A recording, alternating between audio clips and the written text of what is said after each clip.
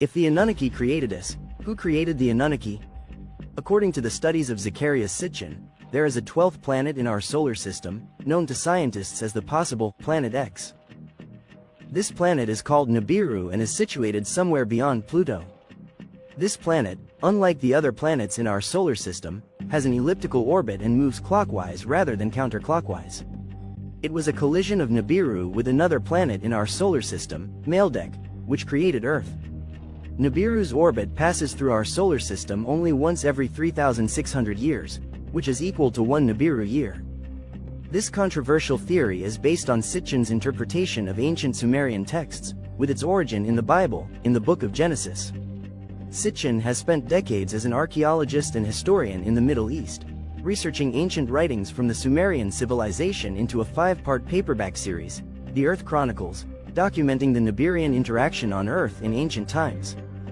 If you want the truth, read this series. It is so well documented it has been given great reviews in the establishment news media, something von Daniken never attained.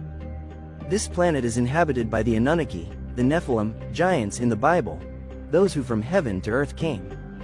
They landed on Earth, colonized it, mined the Earth for gold and other minerals, established a spaceport in what today is the Iraq-Iran area, and lived in a kind of idealistic society as a small colony.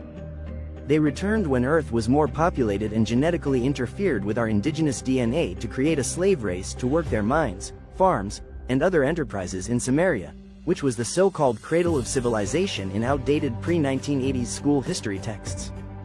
They created man, Homo sapiens, through genetic manipulation with themselves and the ape man Homo erectus. Enlil and Enki, 2 governors of Earth sent from Nibiru to rule Earth, were responsible for all this power and control.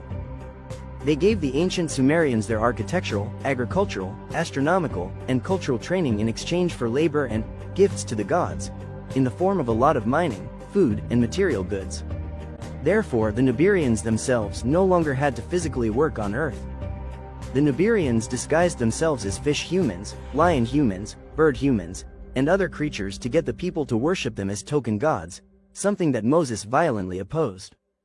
Later, the Pleiadians, who were involved in Egypt's Third Golden Age, attempted to end the worship of the many Nibiruan and Syrian gods in these lands with the one god concept.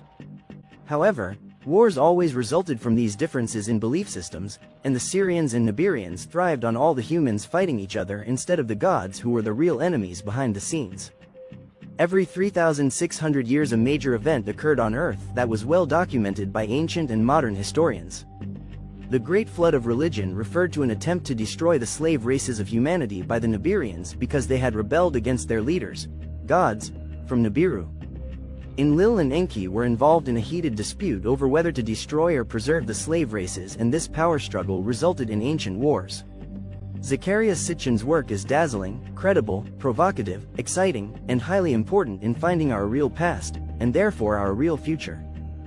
It is based on the premise that mythology is not fanciful but the repository of ancient memories, that the Bible ought to be read literally as a historic, scientific document, and that ancient civilizations were the product of knowledge brought to Earth by the Anunnaki, those who from heaven to Earth came. One astounding assertion after another has made Sitchin the most controversial writer of our time because he challenges everything we thought we knew about human civilization. It's easy to dismiss Sitchin's research in the same way that other people dismiss UFOs, Eric von Daniken, and countless other researchers who claim to have found evidence for extraterrestrial visitors to this planet. But Sitchin is well aware of this devil's advocacy and vaporizes the arguments of skeptics with solid scholarship, including the most rigorous translations of Sumerian text, Vedic tales, and excerpts from the original Greek and Hebrew versions of the Bible. This ability to translate many languages is no small achievement.